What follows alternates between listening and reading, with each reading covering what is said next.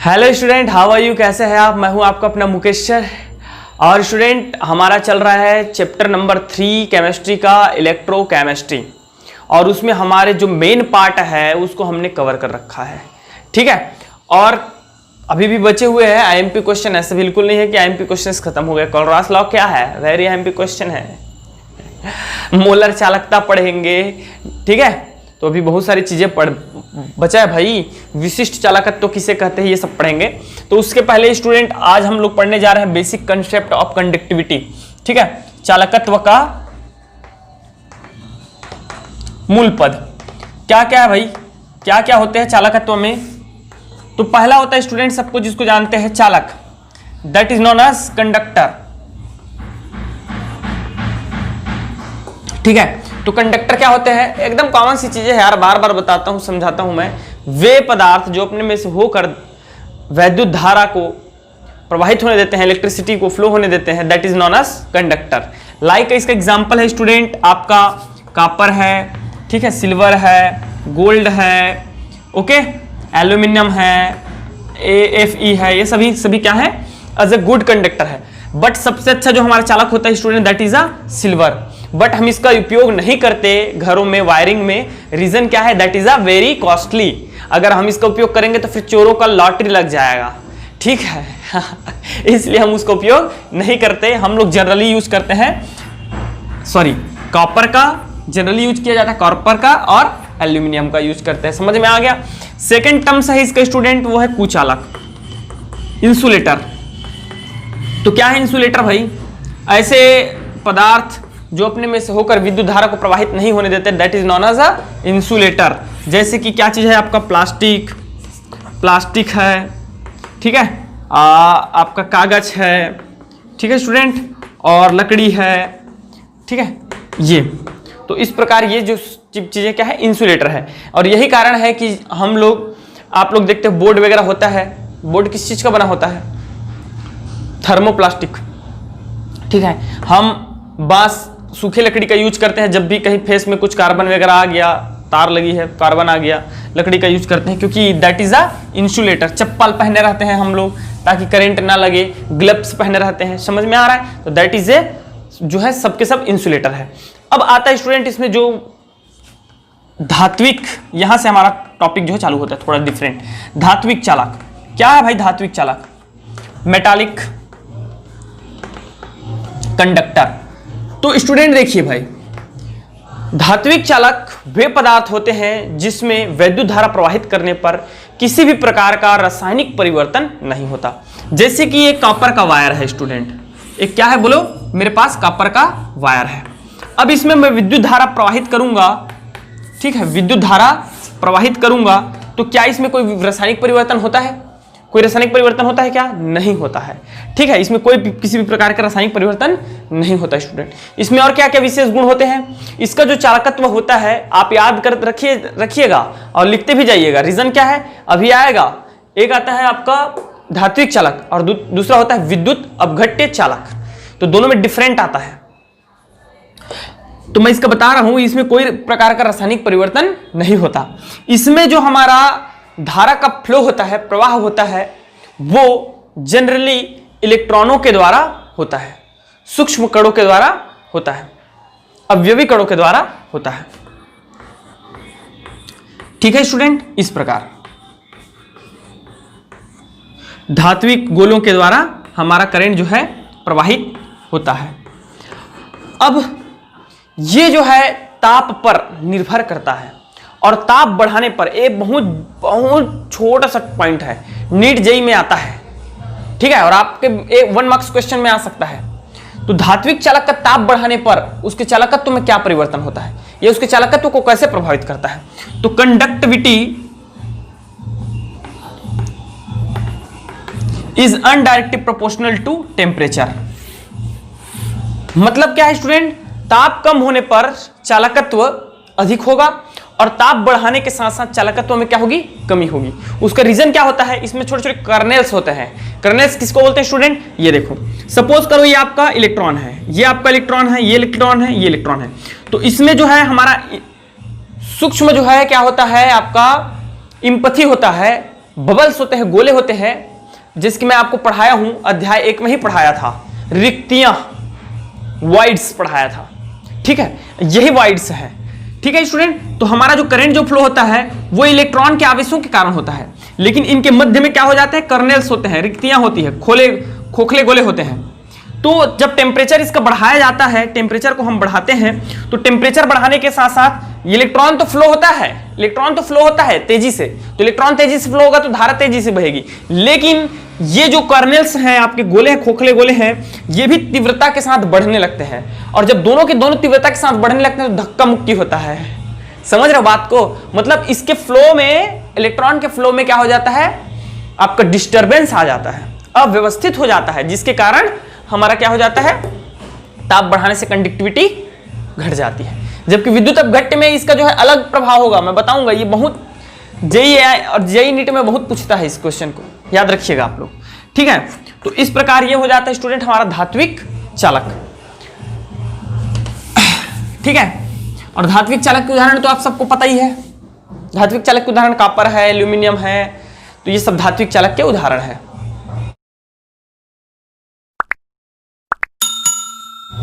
Okay student, एक चीज और सुन लीजिएगा, क्या मैं लिखाना भूल गया, धात्विक चालक में उसकी प्रकृति पर भी निर्भर करता है, नेचर पर, कि वो धात्विक जो चालक है उसकी प्रकृति कैसी है।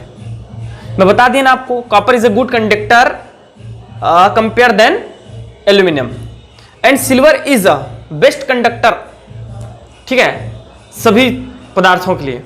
तो ये उसकी नेचर पर भी निर्भर करती है, और उसके साथ साथ स्टूडेंट उसके परमाणु में प्रति इलेक्ट्रॉनों की संख्या भी बहुत बड़ा फैक्टर होता है। तो ये 4-5 आपके कारक हो गए। ठीक है, जिसकी आप देखिएगा कॉपर, तो कॉपर में 29 इलेक्ट्रॉन्स होते हैं भाई कॉपर में।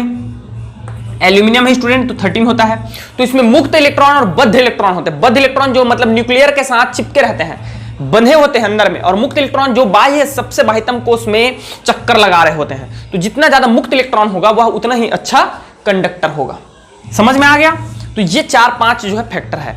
अब हमारा आता है स्टूडेंट विद्युत अपघटी चालक, इसको इंग्लिश में बोलते हैं इलेक्ट्रोलाइटिक कंडक्टर। तो क्या होते हैं ये चीज सुनिएगा, ऐसे पदार्थ जो अपने पिघली अवस्था में विद्युत का चालन करते हैं, पिघली अवस्था में। अब कॉपर तो पिघली अवस्था, भाई घर में जो रहता है वो तो सॉलिड रहता है ना, ठोस रहता है ना भाई।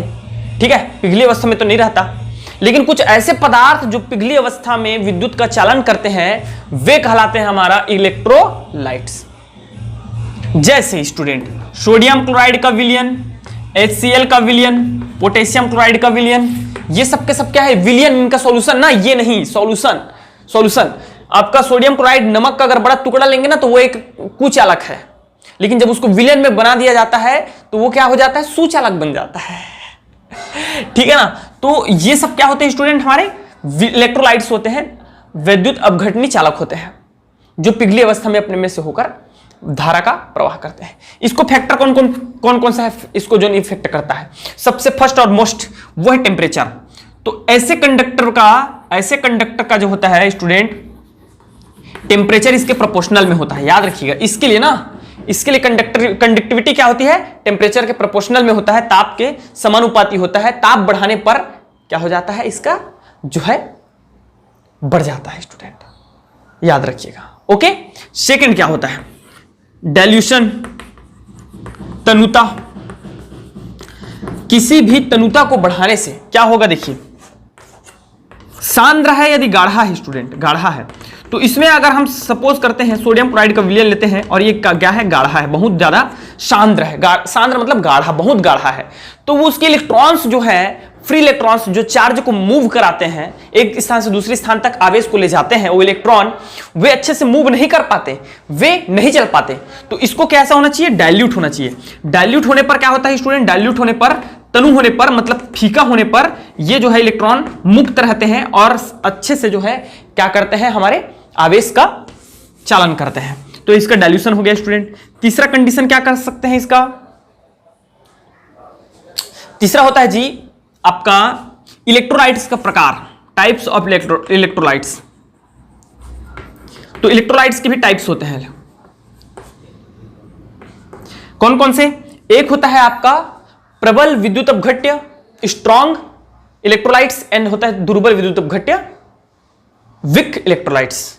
ऐसे विद्युत अपघट्य जो किसी भी विलायक में शीघ्रता से और पूर्णतः वियोजित हो जाते हैं।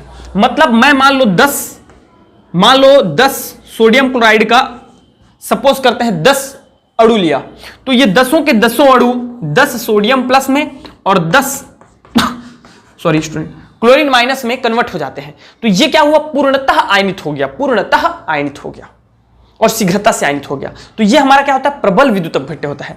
जैसे इसी की जगह में स्टूडेंट CH3COOH ले लेते हैं, ठीक है। इसमें क्या होता है? इसमें अगर 10 ठोलोगे ना तो क्या होगा पता है? 7 जो है आपका CH3COO माइनस प्लस 7 जो है आपका H प्लस बन जाएगा। ये सोडियम ले लीजिएगा, लवण है तो सोडियम ले लीजिएगा, सोडियम प्लस बन जाएगा। लेकिन 3 अभी भी किस अवस्था में रहेंगे? ये देखिए, तो ये पूर्णतः वियोजित नहीं हुआ। तो ये हमारा क्या होता है? वीक इलेक्ट्रोलाइट्स होता है। तो ये भी याद रखिएगा स्टूडेंट, उसके प्रकार में, विद्युत अपघट्य के प्रकार में। और एक और याद आ गया मुझे, क्या चीज? विलायक की प्रकृति, नेचर ऑफ सॉल्वेंट।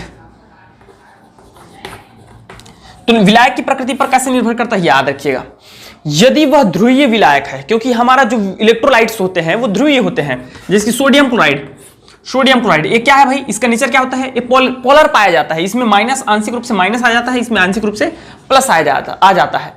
तो ये कैसे बन गए? ध्रुव बन गए, ठीक है। तो इसको यदि मैं किसी H2O में घुलूंगा तो H2O में भी क्या पाया जाता है स्टूडेंट? इसमें भी पोलराइजेशन पाया जाता है, ठीक है। ये देखिए, सॉरी प्लस और ये तो ध्रुवीय विलायक, अगर वो ध्रुवीय विलायक है तो उसको अति शीघ्रता के साथ क्या करेगा? वियोजित करेगा, जिससे इलेक्ट्रॉन्स मुक्त होंगे, अतः इसका जो है बढ़ेगा क्या? कंडक्टिविटी। समझ में आ गया? ओके। दोनों में आप जो है अंतर, डिफरेंट बिटवीन आपका metallic conductor and electrolytic conductor, इसमें आप मुझे जो है क्या करेंगे? बताएंगे, ठीक है जी। अंतर बताइएगा। ओके स्टूडेंट, अब देखते हैं हम लोग क्या चीज? विद्युत धारा। ध्यान से देखते जाइएगा ना, ये छोटा छोटा टॉपिक है लेकिन ये बड़ा टॉपिक में कन्वर्ट होगा। थोड़ा टफ लगता है वो मैं अच्छे से आपको समझाऊंगा। तो इसको ऐसा नहीं है कि इजी टॉपिक है सर तो छोड़ देते हैं, ऐसा नहीं भाई, आप पूरा देखिएगा, समझ में आएगा अच्छे से। और हम फिर पहुंचेंगे मोलर चालकता, तुल्यांकी चालकता और आपके कोलरॉस नियम में। तो अगर ये समझ में आएगा तब वो समझ में आएगा, सब एक दूसरे से कोरिलेट रहते हैं। तो what is the electric current?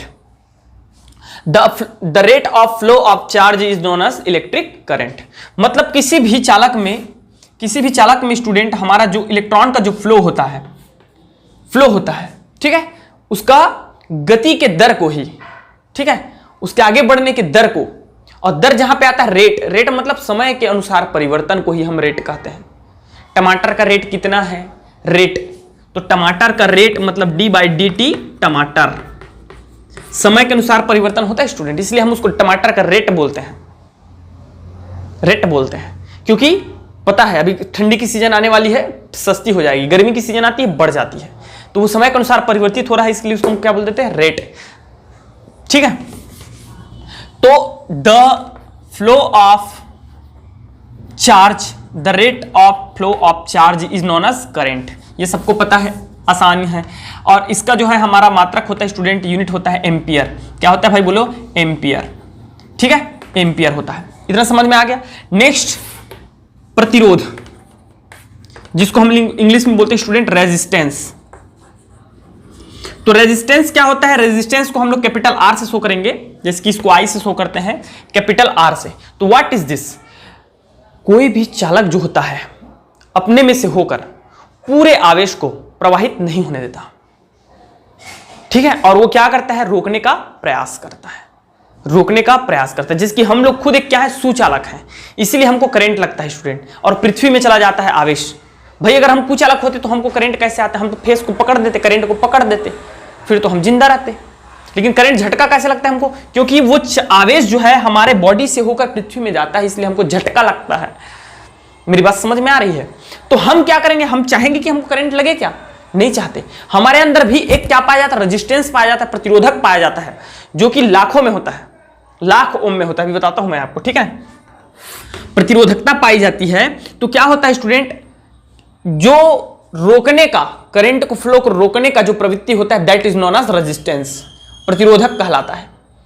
अब इसको ओम ने क्या किया, कह दिया, इसी चीज को जॉर्ज साइमन जो ओम हमारे साहब थे, उन्होंने क्या कह दिया कि करेंट आपके विभव के अनुक्रमानुपाती होता है। मतलब करेंट ज्यादा फ्लो होगा यदि विभव ज्यादा है, करेंट कम फ्लो होगा यदि विभव कम है। वोल्टेज कम है तो करेंट कम, वोल्टेज ज्यादा तो करेंट ज्यादा।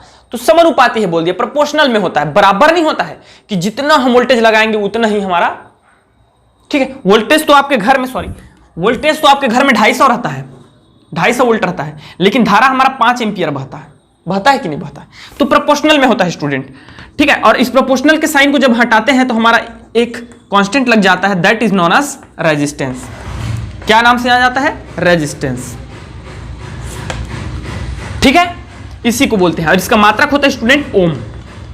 ये इसी के सानिध्य में, इसी के सम्मान में, आदरणीय श्री जॉर्ज साइमन ओम साहब के सम्मान में ही हम इसको क्या बोल देते हैं? ओम। और इसको एक साइन से शो करते हैं, दैट इज ये।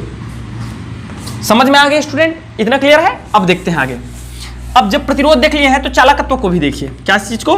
चालकत्व को। लगे हाथ, कंडक्टेंस, व्हाट इज दिस? तो ये होता है स्टूडेंट, कंडक्टेंस जो होता है हमारा चालकत्व के उल्टा, ठीक है। सीधे सीधा ऐसा बोल दीजिएगा कि प्रतिरोध के व्युत्क्रम को ही the inverse of resistance is known as conduction, conductivity, conductance. तो इसका क्या हो जाएगा स्टूडेंट, जब इसका ये है तो ये जब ऊपर में चला जाएगा तो ये हो जाएगा ओम इनवर्स। इसको हम लोग ऐसा, ओम इनवर्स ऐसा, और एक और नाम से पढ़ते हैं, दैट इज, अब क्या प्रोनाउंसिएशन है आप बताइएगा मुझे, ठीक है। इसको इस नाम से भी बोला जाता है। इतना चीज समझ में आ गया सबको? वेरी गुड यार। अब देखते हैं व्हाट इज विशिष्ट स्पेसिफिक रेजिस्टेंस। स्पेसिफिक रेजिस्टेंस तो क्या होता है स्टूडेंट, हमारा विशिष्ट प्रतिरोध देखिएगा, ठीक है। विशिष्ट प्रतिरोध ये जो होता है वो ये देखिए, कोई भी प्रतिरोध जो होता है, रेजिस्टेंस होता है, वो दो चीजों पर निर्भर करता है।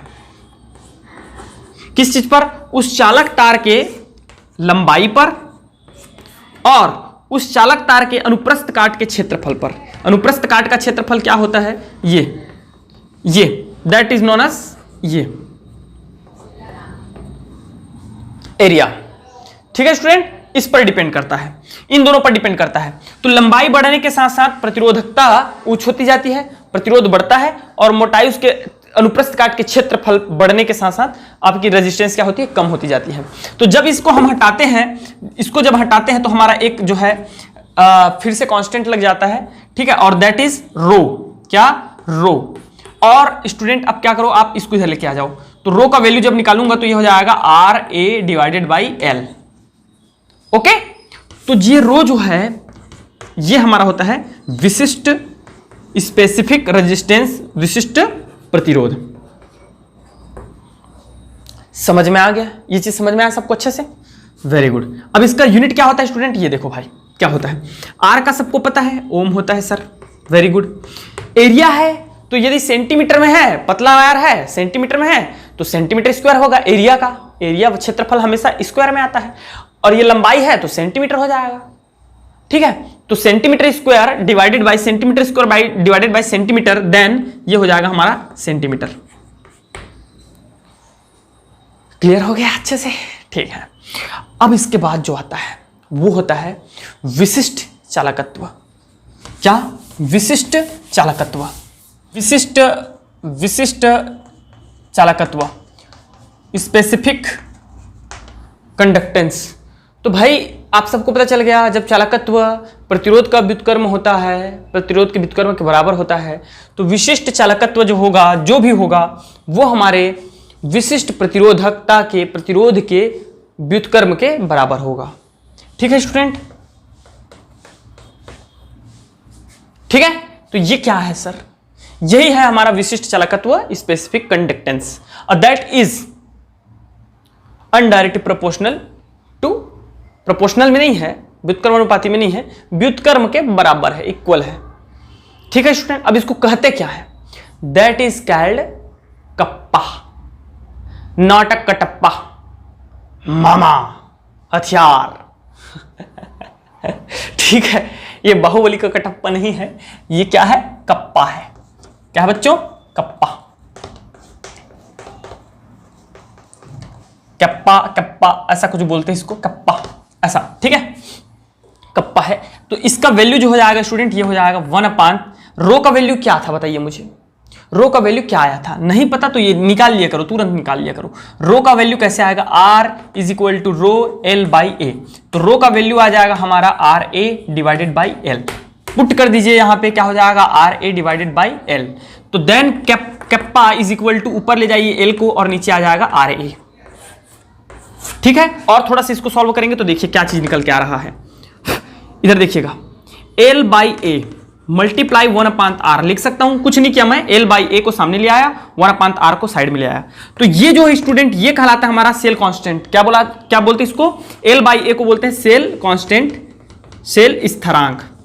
और ये जो है, ये सबको पता है क्या चीज है, देख लो ना, व्युत्क्रम प्रतिरोध का, कंडक्टेंस, ठीक है, चालकत्व, चालकत्व। ओके, तो ये हमारा एक फॉर्मूला जनरेट हो जाता है। और इसका यूनिट क्या होगा? तो ये देख लीजिए कैसे यूनिट निकालना है। यूनिट निकालना कोई बहुत बड़ी बात नहीं होता है, एकदम इजी होता है। ये देखो, ये हो जाएगा सेंटीमीटर अगर सेंटीमीटर में है तो, और ये हो जाएगा स्टूडेंट आर का होता है ओम, ठीक है, मल्टीप्लाई एरिया का क्या होता है? Centimetre square. तो सेंटीमीटर से 1 सेंटीमीटर कट गया, नीचे में जो भी बचा है ओम इनवर्स सेंटीमीटर इनवर्स, ठीक है, ओम इनवर्स सेंटीमीटर इनवर्स। तो ये हो जाएगा हमारा क्या चीज? विशिष्ट चालकत्व। लेकिन इसको एक तरीके से और समझाया जाता है, वो ये देखो कैसे समझाते हैं।